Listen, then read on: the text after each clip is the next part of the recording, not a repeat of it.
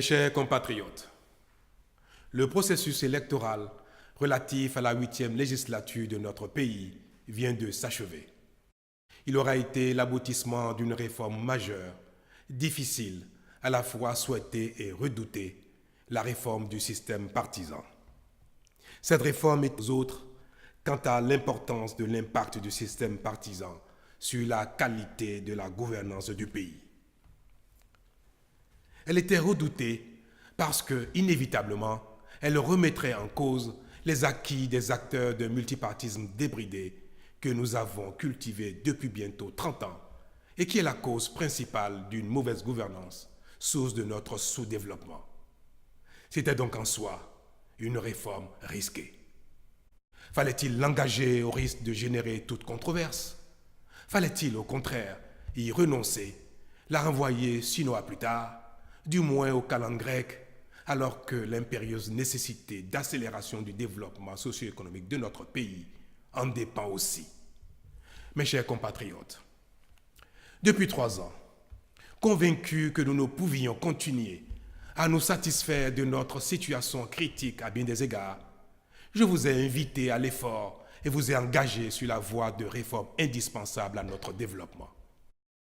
Elles paraissent parfois impossibles, inopportunes, mais sont nécessaires au progrès. Elles sont difficiles, oui, mais à force de courage, nous les réussissons progressivement et nous finissons par en reconnaître la pertinence et l'opportunité. Les résultats déjà obtenus sont évocateurs à plus d'un titre. Je n'ai jamais eu de cesse de les considérer comme des victoires collectives car je sais la part importante que chacun de vous y prend. Je sais quels sacrifices chacun consent. Notre pays n'a en réalité pas d'autre choix. Il est tenu et doit se révéler à lui-même par la rigueur dans la gestion et la soumission à ses lois. En cela, la classe politique a un rôle majeur à jouer et doit servir de modèle. C'est mu par cette conviction et porté par cette foi fervente que j'ai soutenu l'initiative de la réforme de nos pratiques partisanes et électorales, rassuré qu'à force de persévérance dans l'action, nous parviendrons à des résultats durables. Cette réforme, je la savais délicate. Je sais cependant qu'elle est nécessaire à notre progrès économique et social durable, car si nous ne risquons rien, nous n'aurons rien de mieux. J'avais conscience que parce qu'elle a vocation à bousculer nos acquis et habitudes, à ébranler nos certitudes, cette réforme occasionnerait des querelles politiciennes. Nous nous y sommes courageusement engagés, mais certains d'entre nous n'ont pas su faire preuve de sagesse, de mesure et de patriotisme. Leurs actions ont été d'une violence inédite. Cette épreuve-là, autant elle aura été rude, autant elle devra nourrir la naissance d'un nouvel idéal. En effet, nos incompréhensions, nos heurts, nos contradictions et même nos dérapages ne doivent pas avoir pour conséquence de nous ancrer dans l'immobilisme et dans nos travers. Tout ce qui nous est arrivé doit être utilement mis au crédit d'une crise de croissance de notre processus démocratique. Car si personne ne conteste la justesse du diagnostic qui a conduit à la réforme du système partisan, peut-être n'étions-nous pas suffisamment préparés pour franchir cette étape. Aussi, n'importe-t-il pas très peu de chercher à savoir qui a raison ou qui a tort. Ainsi que je l'ai dit le 27 décembre 2018 devant l'Assemblée nationale, lors de mon message sur l'état de la nation, ce qui est attendu de nous, ce n'est pas d'avoir raison individuellement, mais plutôt collectivement, historiquement, en tant que peuple, en tant que nation. Mes chers compatriotes, c'est le lieu pour moi, au nom de la nation tout entière, de déplorer que pour une controverse parmi tant d'autres, pour quelques frustrations inhérentes à la vie en communauté et aux mutations profondes, nous ayons pu en arriver à une telle manifestation de violence. Cela est très regrettable, davantage parce que nous avons dû perdre des vies humaines. Ma tristesse est immense et je présente ma profonde compassion aux familles éplorées. De même, j'ai une pensée affective pour les agents des forces de défense et de sécurité, agressés ou blessés, et je salue leur sens de devoir et de sacrifice au service de la République et pour la protection des personnes et des biens. Je n'oublie pas ceux qui ont perdu des biens de toute nature. En somme, notre pays aura payé un lourd tribut et cela ne doit plus jamais se reproduire. Cette épreuve-là, elle doit nous unir davantage et nourrir notre marche vers le développement.